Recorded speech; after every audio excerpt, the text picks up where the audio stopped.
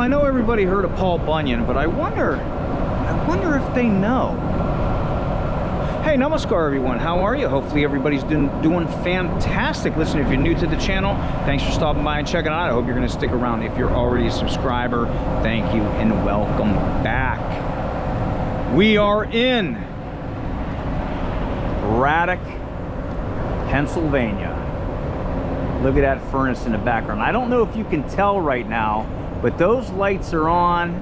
It looks like the molten steel is pulsating in there. I love that sign so much.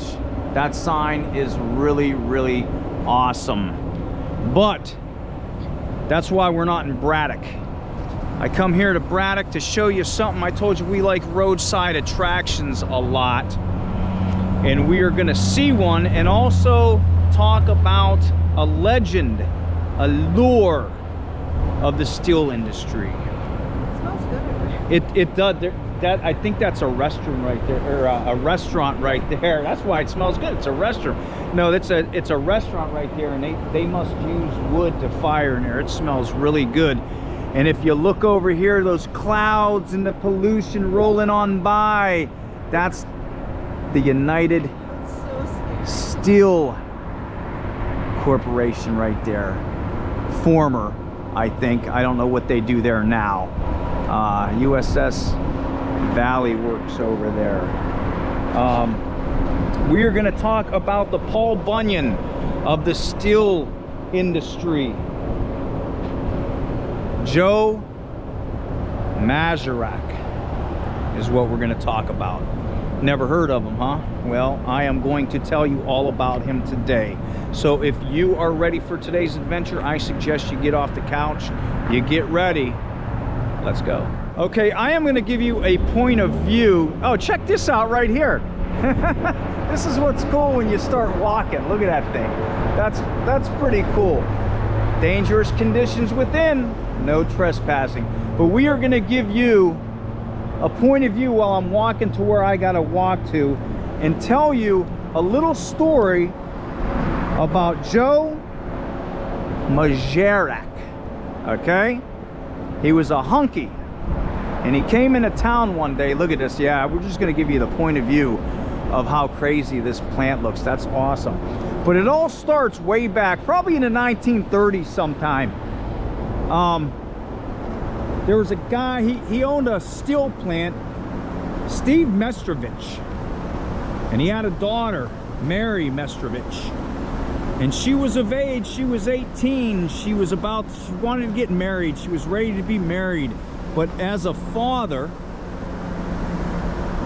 no one, just not anyone, could be good for, look at this. Yeah, you'll love this point of view.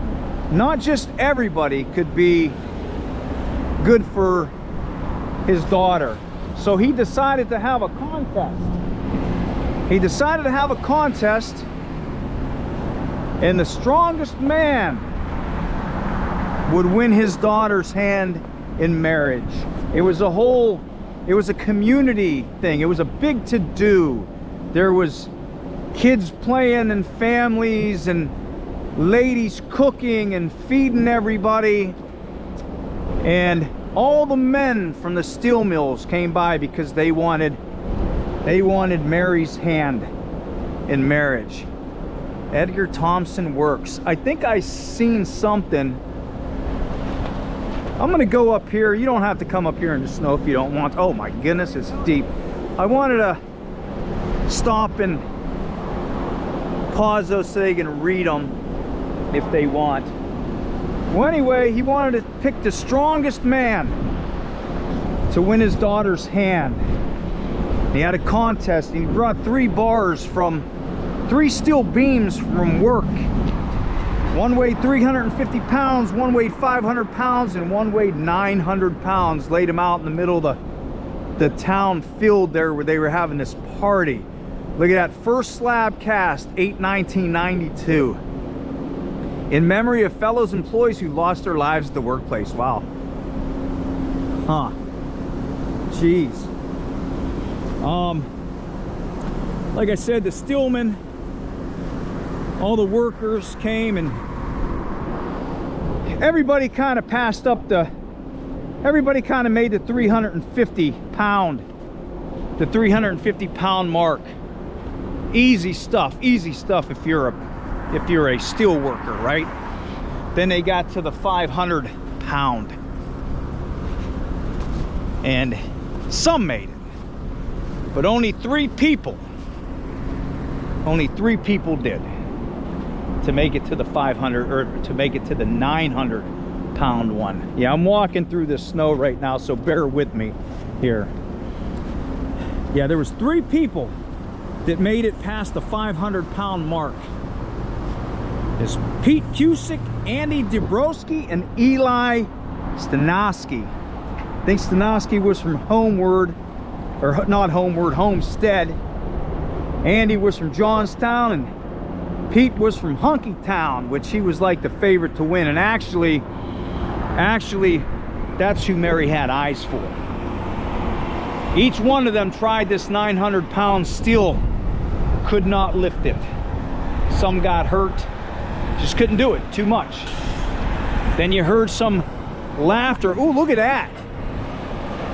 Wow, man, that's awesome.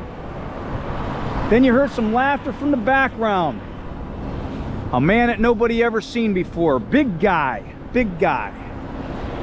And he came over and he lifted that thing up like nothing. Everybody was in awe. Here's some more. There, yeah, there's that roller, whatever it's doing. Oh, it's carrying one of those vats for the steel. Oh, wow. Cool. That's awesome. But old Steve just found the man to marry his daughter, and it was Joe. Like I said, everybody kind of laughed at him though, because he was the last name Magarac meant jackass. But they wouldn't be laughing too long. Yeah, this is really cool over here, these steel plants. They wouldn't be laughing too long. But Joe didn't know what the contest was for. And then when he found out that that's what it was, that he won Mary's hand in marriage, he was like, absolutely not. He goes, I can't do this. I came here to work. I came into town to work. I ain't got time for a woman. Don't have time for marriage. I don't need it. So, the nice guy that he was, now he was a stern guy, he was a big guy, but he also had a really nice heart. And he gave Mary the choice to marry the one that she actually had the eyes for and actually wanted to be with, which was Pete Cusick. A little bit about Joe. 7 foot tall. Made completely of steel. That's right, made completely of steel. Arms the size of railroad ties. His hands the size of buckets. Okay? He would actually be able to grab the hot liquid steel with his bare hands, stir it with his bare hands, grab it, and just squeeze and make railroad beams just by squeezing it out of his hands. Guy was a monster. Guy, like I said, man, he's a monster, but he had a heart of gold too. He's a really nice guy. There's that thing. Oh, there it is. Yeah, I'm digging that car right there. I like that car. He worked 24 hours a day. There's the parking lot for the steel company. 24 hours a day, 7 days a week. He actually would bring his lunch in a wash tub. That's how big this guy was. That's how big this guy was. Big dude. You want to see him? I'll show you. There he is right there. Joe Magarac. How cool is that? Now his torso also was the girth and the strength of a smokestack. But there he is, bending the rail, bending the molten steel. He has the USS chain and medallion on his neck. He did, I'm telling you. And there it is, Joe Magarac right there. Like I said, he was a hunky, and he was a real tough guy, man. He was a real tough guy. He would even taste the steel for quality. Have the steam coming out of his nose and nostrils. What a roadside attraction right there, right? That is so cool. Here's a little story. I don't think we could even see it all, but stop it right there and read what you can. He was born in an ore mine, raised in a furnace right there. I didn't tell you that part, but yeah, he was raised in an ore mine, right? Yeah. So, yeah, he came into town and went to that contest where they were having a party and he didn't know what it was for. Man, all the spice cakes and prune jack and cabbage rolls, and this guy's eating steel. Right? Very cool, very cool. But yeah, that's the story, that's the legend, that's the lore of Big Joe here. He did save a lot of people in the mill. He would save vats from spilling, save people from fallen beams and whatnot. He was so good at making steel so fast, they had to close the plant because they had orders that they didn't even need it for. They were way ahead of what they needed, so they would have to shut down. Some of the people liked it because they would get to spend time with their, I hear a train, they would get to spend time with their family and wives and such. He didn't know because, like I said, he wanted to work. He needed to work 24 hours a day, 24 hours a day, 7 days a week. Now, he overheard one of the bosses at one day saying that they wanted to build a new mill. They wanted to have some of the best steel ever made. When the steel opened up one day again, they came in and they seen old Joe in one of the vats up top. He was gonna melt himself down. He told him, he's like, melt me down and you'll have this best steel you ever had. Build yourself this new steel plant. So that's exactly what he did. He gave his life for the job he loved. Some people say, now the story gets tweaked a little bit about different things, but that was the base of the story for Joe. Some say that old Joe is still alive and he's just waiting for a furnace to light back up again. But the majority of the stories is that he gave his life in that metal steel vat, melted himself down. So there's a piece of Joe in every piece of steel that you see.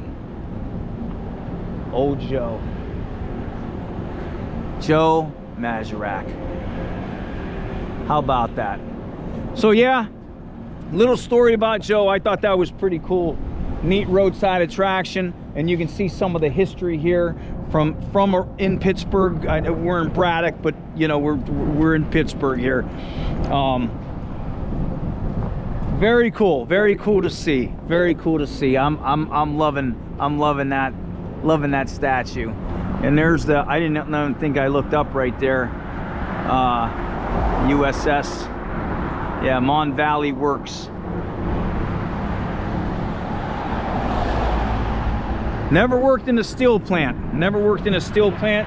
As a kid though, that I thought I surely would, because that's what my grandparents did, that's what my dad did, and when the steel mills closed down, just wasn't in the cards no more. Now if you look over there, you see some roller coasters and stuff. That's Kennywood. It's Kennywood Park. So yeah, I just wanted to share that little bit of a story with you here. If you're ever in Braddock, stop by and check old Joe out. Give him a thumbs up when you see him. Look at him bending that piece of steel. But listen, it's cold out. Like I said, it's pretty negative out here, and we're walking around. It's cold. But hit the like button, hit the subscribe button, share the channel, leave a comment. I do read every single one. I appreciate everybody that supports and watches the videos in the channel. And until I see you on the next adventure, wherever that may be, Vedmalenge.